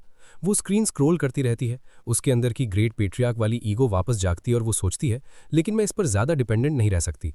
वो फ़ोन दिखाते हुए चूगे को एक ऑफर देती है, मुझे कपड़े खरीदने ले चलो, मैं तुम्हें तुम्हारे पैसे वापस कर दूंगी, यहाँ तक कि खाने और रहने का खर्चा भी। चूगे अपना बन खाते हुए थोड़ा अम्यूज्ड होकर कहता है, ओह तो ज़रा मुझे ये बताओ कि तुम मुझे पे बैक कैसे करोगी। क्यूवूजी कुछ बोलने ही वाली होती है कि मैं, तभी चूगे उसे बीच में ही टोक देता है। उसे पता है क्यूवूजी क्या सोच रही है। वो वार्निंग देते हुए कहता है, अगर तुम अपनी स्टोरेज रिंग से कुछ निकालने की सोच रही हो तो मेरी सलाह है कि ऐसी गलती मत करना। अगर उन चीज़ों से किसी को चोट लगी तो मैं भी तुम्हें बचा नहीं पाऊंगा। चूगे अपनी बात जारी रखता है, एक और रियलिटी चेक देते हुए, और हाँ, अगर मुझे सही से याद है तो तुम्हारी करंट स्टेट में जहां बॉडी और सोल अलग है, तुम वहां से चीजें बाहर नहीं ला सकती। तो ये कपड़े और ये तलवार जो तुमने पकड़ी है, ये सब इल्यूजनरी हैं, नकली हैं। क्यूवूजी फिर से कुछ कहने की कोशिश करती है, पर चूगे उसे बोलने ही नहीं देता। अगर तुम अमीरों से चुराकर गरीबों यानी मुझे देने की सोच रही हो तो वो पॉसिबल नहीं है, वो इस दुनिया में इल्लीगल है। क्यूवूजी बुरी तरह फ्रस्ट्रेशन में आ जाती है, वो एकदम गुस्से में चीखती है, मैं अभी भी कर सकती हूँ। चूंकि मुस्कुराते हुए उसकी लास्ट उम्मीद पर भी पानी फेर देता है, क्या सड़क पर अपना आर्ट दिखाओगी? चूंकि उसके सड़क पर करतब दिखाने वाले आइडिया पर जोर से आस्था है और पूरे कॉन्फिडेंस के साथ उसे रिजेक्ट कर देता है। ये तो पॉसिबल ही नहीं है, क्योंकि जो क्यूवूजी मैंने लिखी है वो हद से ज्यादा घमंडी और एरोगेंट है। वो भला दूसरों के लिए तमाशा कैसे बन सकती है? क्यूवूजी ये सुनकर वो मुंह फेर लेती है और बैठ जाती है और मनी मन सोचती है, क्या मेरी दुनिया के क्रिएटर के पास दिमाग पढ़ने की शक्ति है? चूंकि माहौल को प्रैक्टिकल बनाते हुए एक नया आइडिया देता है, असल में तुम मेरी तरह ऑनलाइन बुक्स लिख सकती हो, तुम मेरी आईडी और पैन कार्ड यूज करके एक सेकंड अकाउंट खोल सकती हो। बस प्रॉब्लम यह है कि इनकम सीधा मेरे कार्ड में आएगी और मुझे नहीं पता तुम्हें यह पसंद आएगा या नहीं। क्यूवूजी ये नया शब्द सुनकर हैरान रह जाती है, आईडी कार्ड? क्या ये किसी रोड मैप या क्लैन लाइफ कार्ड जैसा कुछ होता है? चूंकि उसे उसी की दुनिया की भाषा में समझाता है, बिल्कुल सही, जैसे तुम्हारे सेक्ट में बिना लाइफ कार्ड के घूमना मुश्किल होता है और हर पहाड़ के टेलीपोर्टेशन अरे से गुजरने के लिए तुम्हें अपना लाइफ कार्ड स्वाइप करना पड़ता है। सोचो अगर वो काम ना करे तो बंदा कैसे फंस जाता है। ठीक वैसे ही तुम्हें हॉल ऑफ मिसलेनियस अफेयर्स से डेली टास्क लेने के लिए भी इसकी जरूरत पड़ती है। अगर तुम्हारे पास ये नहीं है तो अंजाम तुम मुझसे बेहतर जानती हो। वो थोड़ा सीरियस होकर रियलिटी चेक देता है, यहां भी वही हाल है। अभी तुम सिर्फ मेरे साथ हो तो कोई इशू नहीं, पर जब तुम बाहर की दुनिया से इंटरैक्ट करोगी तो चीजें अलग होंगी। क्यूवूजी बड़ी मासूमियत से पूछती है, तो क्या मैं इसे पैसे देकर बदल सकती हूँ या किसी और का ले सकती हूँ? चूंकि अपना सर पकड़ लेता है जैसे वो किसी बच्चे को समझा रहा हो, क्या तुम अपने सेक्ट के लाइफ कार्ड्स के साथ ऐसा कर सकती हो? क्यूवूजी थोड़ा सोचती है और फिर एक ऑफर देती है, अगर तुम मुझे किताबें लिखना सिखा दो तो मुझे फर्क नहीं पड़ता अगर पैसे तुम्हारे कार्ड में जाए। वैसे भी उसका मकसद तुम्हें खाने और रहने का खर्चा देना ही है ताकि मेरा ज़मीर साफ रहे। लेकिन प्रॉब्लम यह है, वो अचानक चूगे की आंखों में देखकर एक चुभने वाला सवाल पूछती है, जब तक मैं लिखूंगी क्या तुम्हारे पास उतने पैसे होंगे? चूगे के चेहरे से मुस्कुराहट गायब हो जाती है। वो नजरें चुराते हुए एक कड़वा सच बोलता है, सही कहा तुमने, मुझे खुद नहीं पता कि कब मुझे अपना बोरिया बिस्तरा बांधकर इस फील्ड को छोड़ना पड़ जाए या कब मुझे किसी फैक्ट्री में काम ढूंढना पड़ जाए। वो मनी मन क्यूवूजी को एनालाइज करता है। भले ही क्यूवूजी कल्टीवेशन में जीनियस हो, पर इसका मतलब ये नहीं कि वो कहानियां बनाने में भी जीनियस होगी। उसकी सोच पुरानी है, वो सख्त है और झूठ से नफरत करती है। वो कहानियां बनाने के लिए सूटेबल वही है। क्यूवूजी कुछ देर शांत रहती है, फिर वो सोफे से खड़ी होती है। उसके स्टैंड्स में वापस वही पुराना कॉन्फिडेंस आ जाता है। वो अपने कपड़े झाड़ते हुए कहती है, मुझे अब और तुम्हारी शक्तियों की जरूरत नहीं है। मैं क्यूवूजी पूरी दुनिया घूमी हूं और मैं ये मानने से इनकार करती हूं कि मेरे पास जिंदा रहने के लिए पैसे कमाने का कोई तरीका नहीं है। बस बात यह है कि मैंने अभी तक इस बारे में ज्यादा सोचा नहीं है। चूंकि उसके जज्बे को देखकर हल्का सा मुस्कुराता है, हाँ आराम से सोचो, मैं तुम्हें कुछ एडवाइस दे दूंगा। क्यूवूजी उसे शक की नजर से देखती है, तुम मेरी मदद करने के लिए इतने उतावले क्यों हो रहे हो? क्या इसलिए ताकि तुम्हारे खर्चे पूरे हो सके? चूंकि बिना बात घुमाए सीधा जवाब देता है, वो एक वजह है, मैं इनकार नहीं करूंगा कि मैं इतना अमीर नहीं हूं कि एक और इंसान का खर्चा उठा सकूं, लेकिन 2 वजह और भी हैं, क्या सुनना चाहोगी? क्यूवूजी कहती है, बोलो। चूंकि थोड़ा सीरियस टोन में कहता है, बस तुम्हें बता दूं, मैं मुफ्त में तुम्हारी चाटने वाला नहीं हूं। जब तक तुम किताब वाली दुनिया में वापस नहीं जाती, अगर तुम्हें इस दुनिया में रहना है तो तुम्हें अपनी मेहनत से रहना होगा। ये दूसरी वजह है। क्यूवूजी ये शब्द सुनकर अजीब सा मुंह बनाती है, लिक का क्या मतलब हुआ यहाँ? ये सुनने में अजीब लग रहा है, पर लगता नहीं कि इसका मतलब वो लिटरल चाटना है। खैर, तीसरी वजह क्या है? चूंकि गहराई से उसकी आंखों में देखता है और एक डीप बात बोलता है, तीसरी वजह यह है कि जो क्यूवूजी इस दुनिया में आज़ाद होकर जी सकती है, वही क्यूवूजी सच में उस किताब की कैद से आज़ाद हो पाएगी। जैसा मैंने कहा, ये मेरी सोच है। शायद तुम्हें यह मक्खन लगाना लगे, पर यही सच है। क्यूवूजी कुछ पल के लिए शांत हो जाती है। चूगे की बात उसके दिल पर लगती है। वो एक गहरी सांस लेती है और फाइनली फैसला करती है, ठीक है, चलो फिर मुझे इस दुनिया के कपड़े दिलाने ले चलो। इसे फिलहाल तुम्हारी तरफ से उधार समझना। चूगे मुस्कुराता है और कहता है, ठीक है। और गाइज हम यहाँ पर ही वीडियो खत्म करते हैं और आगे कमेंट करो अगर तुम्हें देखना है तो, ताकि मुझे पता चले और इसमें अच्छा रिस्पॉन्स आया तो मैं इसे कंटिन्यू करूंगा, नहीं तो मैं आगे नया मानवा स्टार्ट कर दूंगा। और तब तक के लिए बाय बाय।